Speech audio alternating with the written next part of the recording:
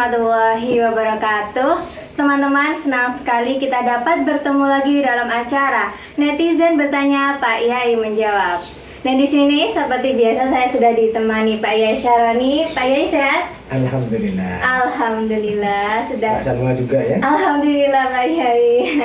Sudah terlihat dari wajahnya jenengan yang cerah sudah. Terima kasih. Barakallah. Bikin senang Pak Yai. Jadi di sini kita akan membahas masih tentang problemnya wanita nih Pak Yai. Jika netizen masih ingat di episode kemarin kita membahas tentang wudhu dan problem pada cewek-cewek. Kalau kali ini kita akan membahas problemnya emak-emak nih. Ini emak-emak wajib nonton ya. Jadi kita akan membahas tema sholat dan problemnya ibu-ibu nih Pak Yai, atau problemnya emak-emak. Sebelum saya menanyakan hal yang lebih lanjut, sebenarnya definisi dari sholat itu apa sih Pak Yai? Enggak. Ya. Assalamualaikum warahmatullahi wabarakatuh. Waalaikumsalam warahmatullahi wabarakatuh. Hamdan wa syukranillah amma ba'du. Mbak Salwa yang saya hormati, semangat terus ya. Semangat Pak Yai. Iya. Awet muda kan biasanya orang semangat. Amin. Kemudian pertanyaannya tadi definisi dari sholat ya. Betul Pak Yai. Baik, bismillahirrahmanirrahim. Dalam sebuah pernyataan bahwa sholat itu secara lughahnya adalah adzikru atau ad-du'a. Maaf ya, ad-du'a. Ya. Jadi sholat itu maknanya adalah permohonan ya, atau permintaan. Katakanlah kita mengajukan sebuah permintaan kepada Allah dengan sholat itu, atau sholat itu sendiri dengan kita sholat, berarti saat itu kita sudah sedang meminta kepada Allah. Nah itu Mbak. Kemudian kalau dari fungsinya, sholat itu lidzikri kata Allah. Jadi sholat itu untuk mengingatku.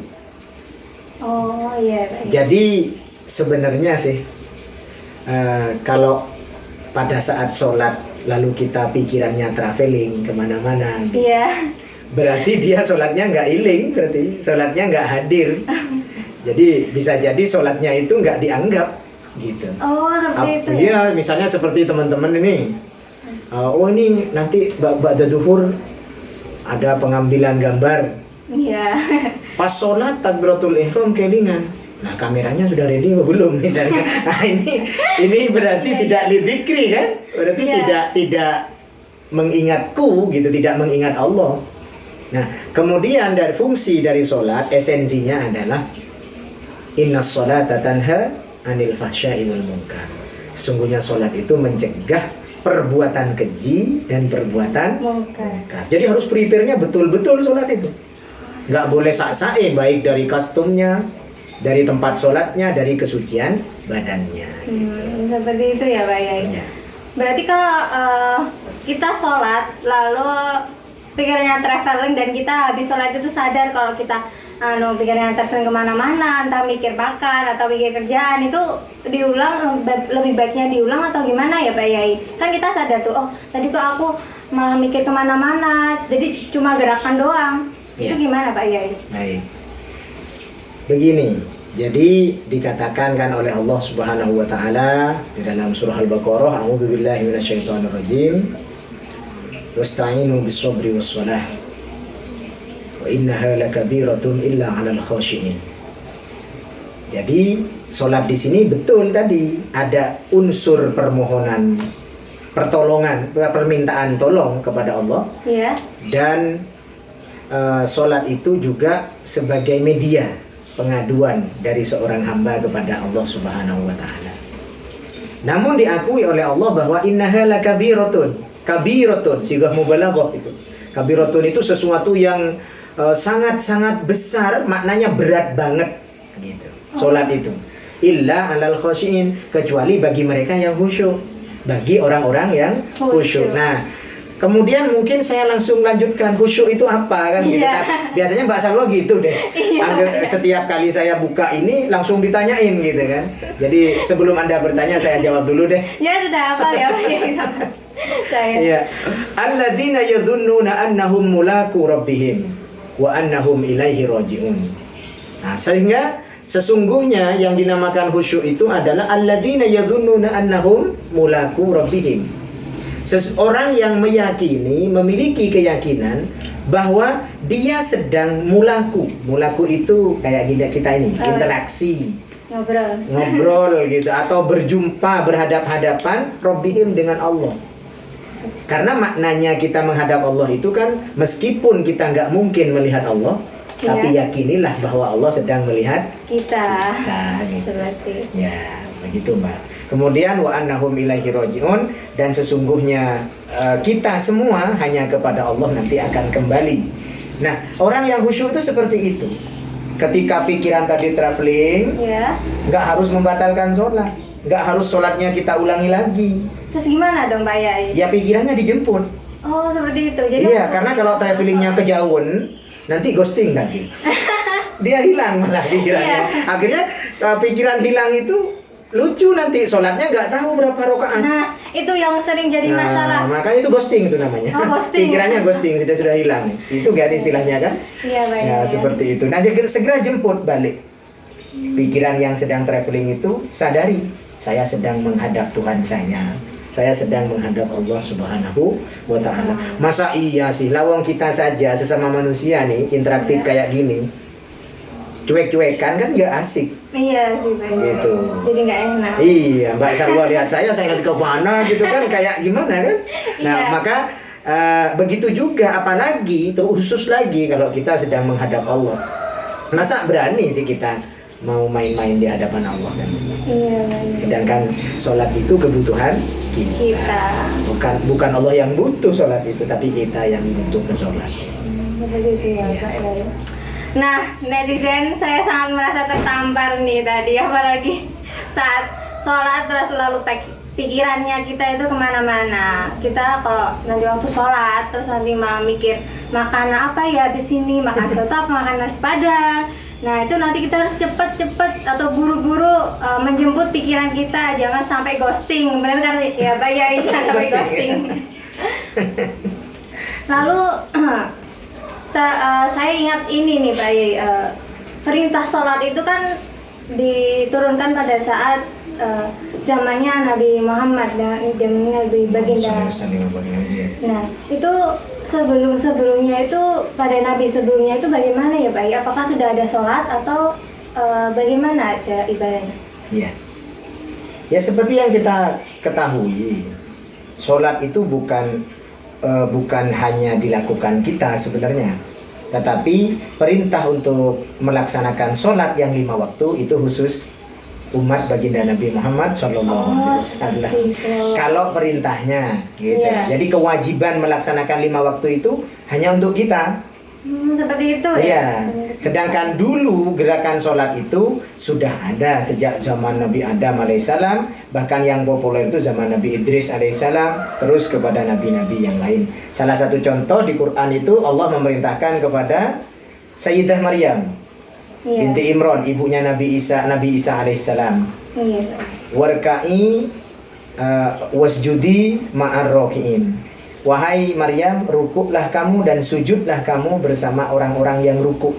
Berarti bisa maknanya pada saat itu ada sholat berjamaah juga, tetapi tidak disyariatkan seperti sekarang. Artinya sholat pagi subuh, nanti siang tengah hari duhur, sore apa ya? Sholat sore. Sholat kalau sore apa? Asar. Oh, asar.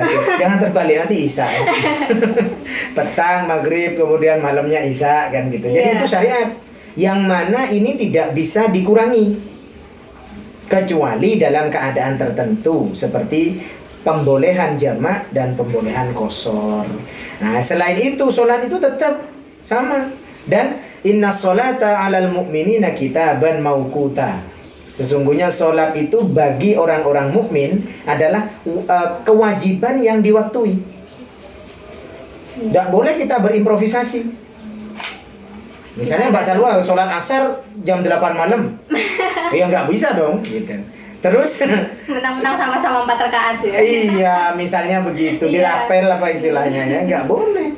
Jadi harus ada waktunya. Iya. Nah, gitu. Dan kemudian ada lagi satu. As-sholatu ra'su kulli jami'il a'mal.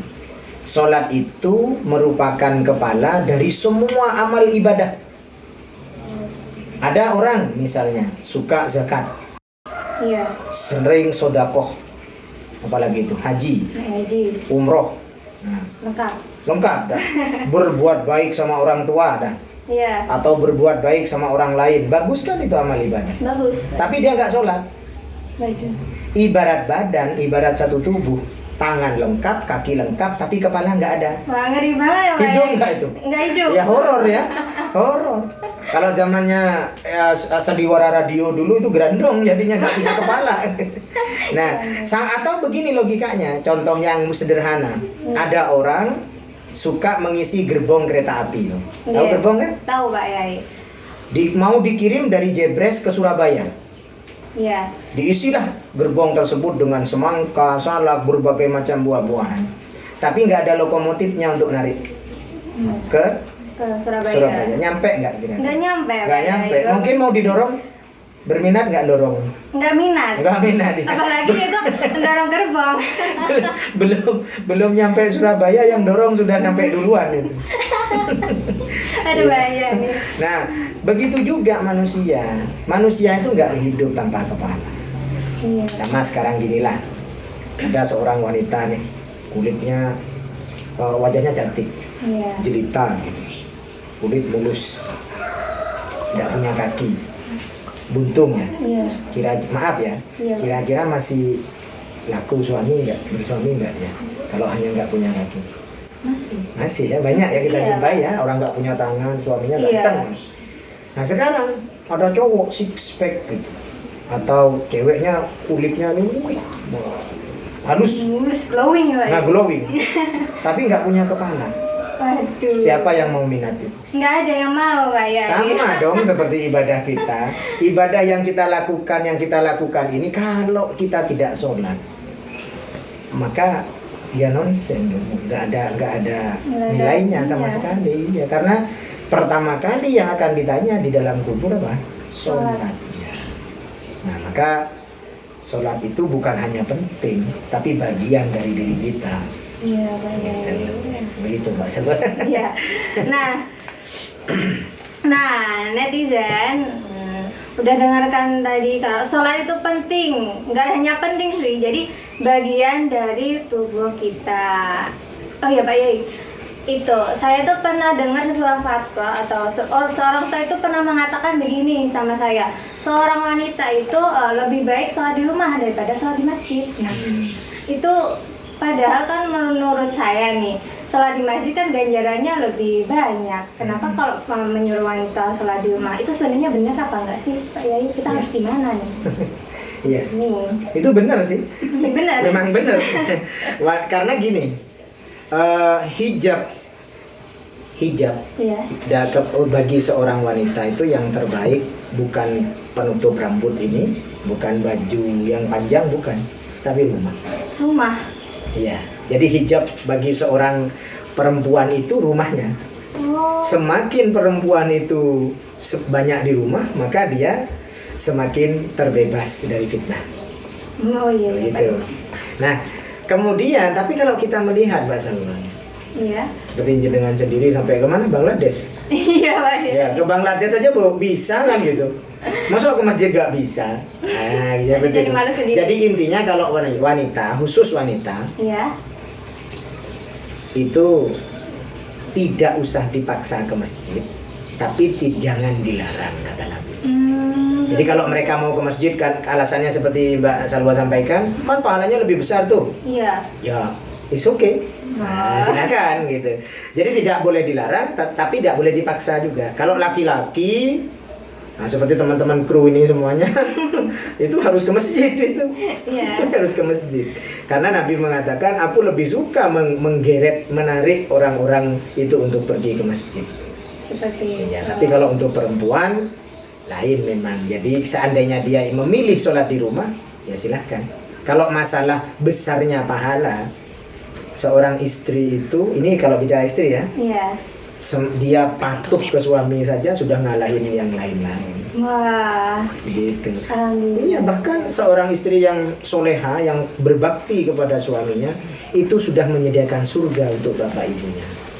Wah, enak nggak tuh? Enak. Nggak usah repot-repot ke masjid. Ya, tapi bukan berarti tidak perlu ke masjid. Kalau mau ke masjid silahkan. Seperti itu ya Pak Yai.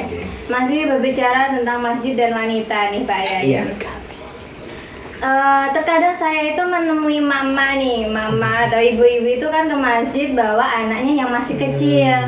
Tuh di pertengahan sholat tuh tiba-tiba anaknya nangis nih Pak Yai. Entah karena dinakali temannya, atau mungkin jatuh, atau mungkin karena gabut, pengen nangis aja lah, gitu kan juga bisa kan Pak Yai. Itu hal yang harus dilakukan seorang ibu itu gimana ya Pak ya? Apakah harus membatalkan sholatnya atau tetap melanjutkan sholat nih? Karena saya sebagai calon ibu juga bingung nih, baru masih calon sih. Oh belum ya? Belum, masih 19 tahun Pak ya. Berapa? 19. Oh sudah layak sebenarnya. Jangan, Pak Yai jangan. Monggo Pak Yai, pertanyaan netizen.